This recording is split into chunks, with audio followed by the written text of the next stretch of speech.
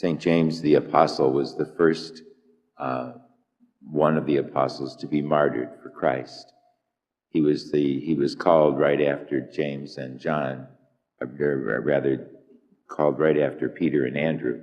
The Lord called James, and often Peter, James, and John were the ones that accompanied Jesus on significant occasions, like at the Transfiguration. He was there. He was there for the resurrection of the daughter of Jairus. And yet he was the one they call him the Son of Thunder, because he was the one that wanted to rain down fire and brimstone on the Samaritans because they refused to greet Jesus. And Jesus had to reprimand him and say, no, we don't do it that way. Interesting. It's interesting that we look upon the 12 apostles as kind of like the founding fathers of our nation. They were the ones that our faith is based on. But it's interesting in the Gospels, it's sort of brutal in describing all of them because they were weak human beings. St. Paul says in the reading today that we are in earthen vessels so that the power of God can be shown.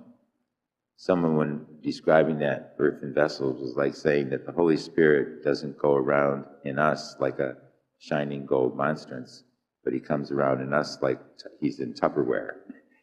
And I think that's so true. The Lord comes to us, weak human beings, and he gives us the power and the strength.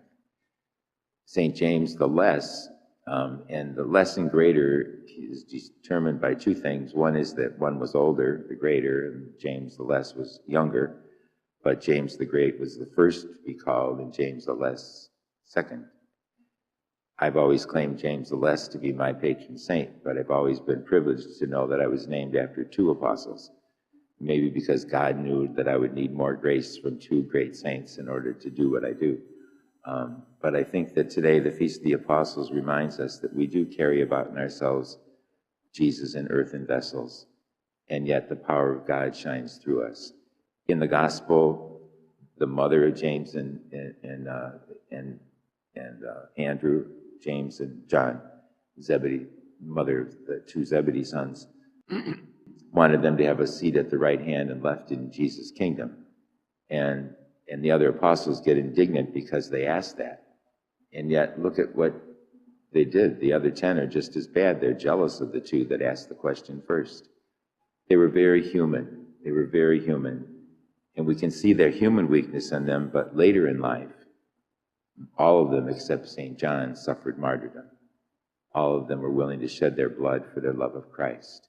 And so we see the development of their own spiritual love and spiritual life for Christ.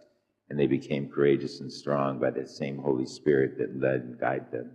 So the same Holy Spirit leads and guides us, and we ask the Lord to help us to proclaim our faith, perhaps not by shedding our blood, but by the way we live our lives. Let us stand and offer our prayers and petitions.